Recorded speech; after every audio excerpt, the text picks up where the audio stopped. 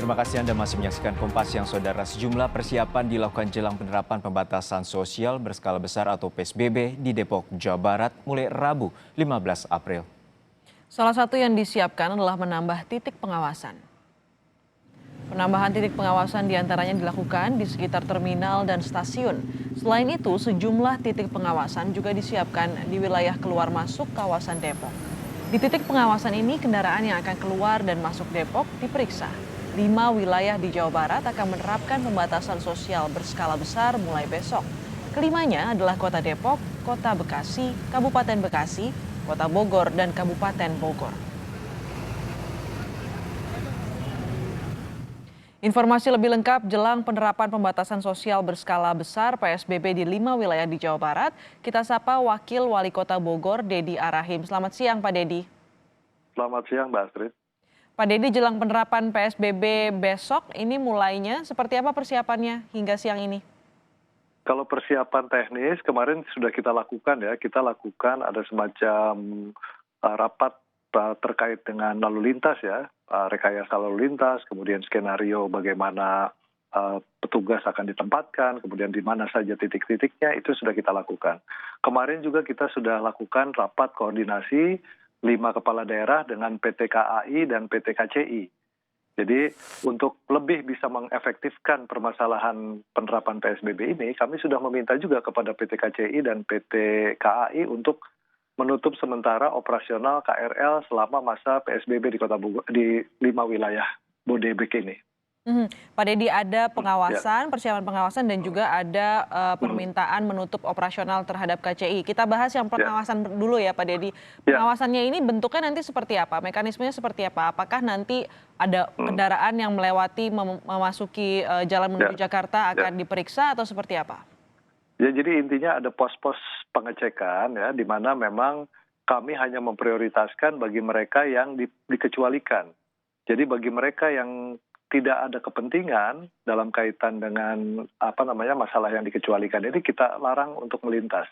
Itu yang pertama. Kemudian juga kita tempatkan ada beberapa tugas di tiap checkpoint dan total dari seluruh petugas yang kita tempatkan untuk besok itu sekitar 300 per hari.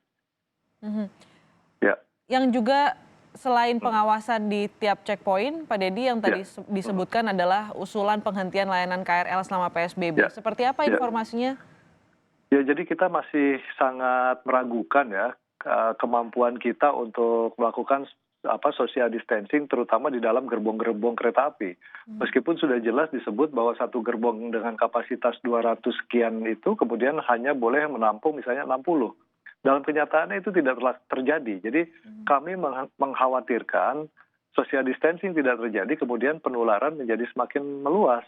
Nah, oleh karena itu kita sampaikan saja kepada PT KAI kemarin melalui Daop 1 dan kemudian Dirut PT KCI bahwa selama PT KCI kemudian PT KAI tidak bisa memastikan terjadinya social distancing di dalam gerbong dan di area stasiun kereta, tentu kita mengkhawatirkan. Dan kita juga tentu sangat tidak yakin dengan capaian atau langkah yang kita ambil sejalan dengan yang dilakukan oleh PT KAI misalnya. Dari usulan pemerintah Kota Bogor ini kepada PT KAI, Daop 1 dan juga KCI, seperti apa respon mereka? Pada prinsipnya mereka menerima dengan baik ya, karena memang melihat kondisi di lapangan yang memang mengkhawatirkan dan itu juga sangat memungkinkan mereka lakukan pembatasan-pembatasan bahkan penutupan, karena sudah ada beberapa contoh ya soal ada jalur-jalur yang memang mereka tutup dan buktinya tidak jadi masalah karena kita sedang menjalankan misi kemanusiaan dan yang harus kita selamatkan adalah jiwa manusia. Pak Dedi, yang menjadi sorotan adalah kenapa masih banyak pengguna KRL dari Bogor dan dari daerah penyangga menuju Jakarta ini, karena memang masih banyak usaha dan juga kantor yang masih buka di Jakarta. Apakah ini nantinya akan ada komunikasi dari pemerintah daerah, pemerintah Kota Bogor kepada kantor-kantor juga atau usaha yang masih buka di Jakarta? Ya, memang yang poin yang dikecualikan kan masih banyak ya. Jadi itulah resiko yang harus ditempuh. Artinya memang mestinya selain yang dikecualikan kita harus lebih ketat.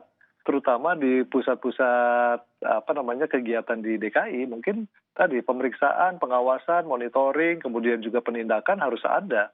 Sehingga mereka yang memang tidak ada kepentingan dan tidak terkait dengan yang dikecualikan, itu tidak ada perjalanan atau mobilisasi warga ke sana. Karena memang kan kalau memang masih ada kantor masih buka, kemudian perdagangan masih buka, kemudian juga sektor informal masih buka, ya memang berat juga. Dan salah satu yang menjadi beban risiko itu ada di perjalanan, di transportasi. Dan moda kereta api ini adalah salah satu yang paling beresiko karena menampung jumlah manusia dalam jumlah yang sangat banyak. Mendisiplinkan mobilitas warga hanya untuk industri yang dikecualikan.